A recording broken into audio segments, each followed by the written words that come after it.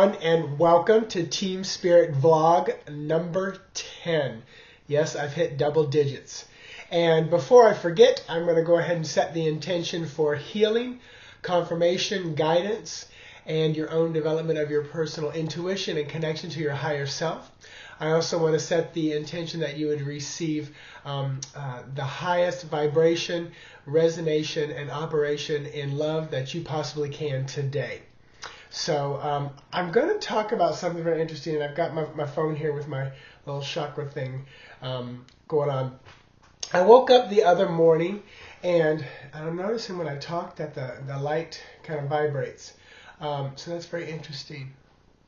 I don't know what that's about. Anyway, so I woke up the other morning thinking about the Great and Powerful Oz coming out this weekend, and I started thinking of how, as a child, there were a couple of movies that just I left me, thinking, and just stuck with me forever. Chitty Chitty Bang Bang was one of them.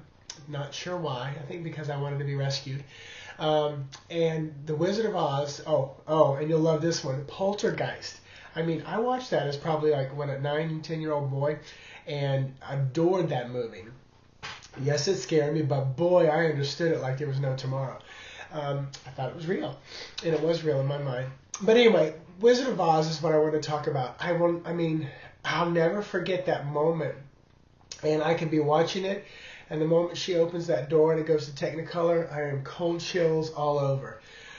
But the other morning I woke up thinking about the fact that I'm going to go see The Great and Powerful Oz this weekend, and from the moment I saw the first clip of the new movie, it was one of those where I'm sitting back just thinking, oh my gosh, this is going to be amazing. I really feel like they're going to do a good job, and hopefully they will. I feel like they will.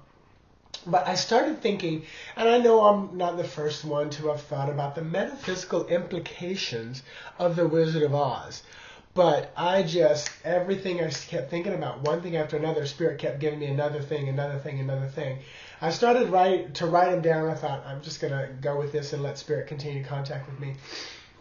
But some of the first thing I thought about was, here she was, Dorothy, in the sepia tone world. So no color, just kind of brown, very earthy kind of a feel. And then, when she finally gets to the other side by having almost what I would call a near-death experience, or a trip somewhere, or an astral projection, she lands. Her house lands on a witch, which is east. And there are the shoes, and the shoes are ruby red. And I thought to myself, I'm thinking of all the colors for red, survival, reality, courage, trust, home. They represent, the color red is represented by that. So here's the home falling on a witch, and the ruby red slippers coming to her. And then I thought about, let me back up. When I read the book Wicked years ago, I don't read hardly any nonfiction anymore, but I read it years ago, and I forget the man's name. I think it was McGuire who wrote it. And he said that he wanted to, in an interview, he said he wanted to write a book about the most evil character the world knows. And he said, but I didn't think anybody wanted to read another book about Hitler, that's where he wanted to go. So that was his thought process at that point. So he said, so I went to the second most evil person I know, which turned out to be the Wicked Witch of the West. And as I read that book, and it makes sense why anytime there's a violent crime or something goes on, there's especially like one person involved I immediately go to to the perpetrator, not the victim. That's where my mindset goes. Now that could be the spiritual teacher, the helper, the healer in me. But then when I read this book, I realized just how we all are co-creating and contributing to what is going on around us. Because in reading Wicked, it was nice to read because it was kind of, it wasn't real, and it was, about the prequel to Wizard of Oz, etc., etc. So you could let your mind go a little bit without getting too serious about it, which, if you stepped into, Hitler and all his crimes, it would get a little heavy for people. But so here as I read the book, I realized just how everyone around her, she was an adult, the Wicked Witch of the West was an adult, she made her choices, but everybody around her contributed and co-created the existence that she moved up in. And she was very misunderstood. Another very misunderstood character that I've always related to was the Phantom of the Opera. So misunderstood. He just wanted love, but he was awful and ugly, and he would kill to keep his privacy and secret. So here's the Wicked Witch of the West, and I find it interesting that she's from the West, and it kind of represents evil and fear and control, like the Western world, as opposed to the Eastern world. And of course, Dorothy lands, and Dorothy's wearing what color dress? Blue, which is all about, speaking your truth, the throat chakra. So I thought that was kind of interesting too. And more color implications, using my little guide here. She gets on what? A yellow brick road. And, a yellow brick road, curiosity, awareness, laughter, knowledge, personal power. These are all things, the sun, enlightenment. These are all things that the yellow represents. And obviously, and then they're going to where? The Emerald City, which is green. And I know. I got so excited that morning laying in bed. But the Emerald City is about harmony and peace, renewal, growth, self-control, acceptance, love.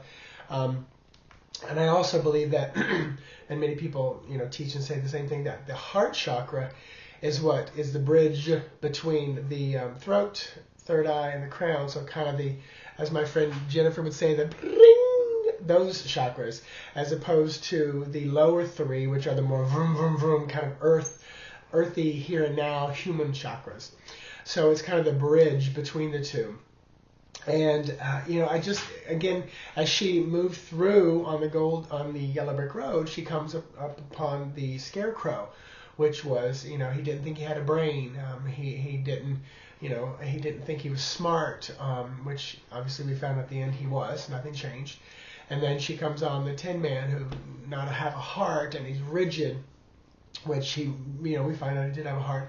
And then, I started thinking, trying to stretch it a little bit, but from the mental to the emotional, and then even the courage to the physical. So there was even all aspects of that. And then, obviously the lion with his courage. And, of course, they get to the great and powerful Oz, who, just invoked fear on everybody, and he was just a little man running a big puppet. So just the metaphysical implications are amazing when you watch that movie. For me, they are.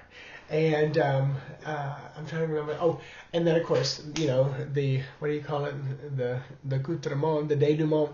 The final ending is that she had it all inside her all the time. Anyway, she had the power in her, from the beginning. She just had to discover it, either through this astral travel to another place, to this dream time, or to a real travel, however you subscribe to it. Because she comes home and she says everybody was there. All the people in her life were represented in the land of Oz. So just thought it was a really fun, cool movie, and the metaphysical teachings that were kind of, instilled in there were really kind of neat. So that's really about all I wanted to talk about today, and I'm not going to talk too much. I ask you to send healing to me if you get to watch this video today. Not often that I'm not feeling well. I can't remember the last time and I feel fine, but you can hear it here in the voice.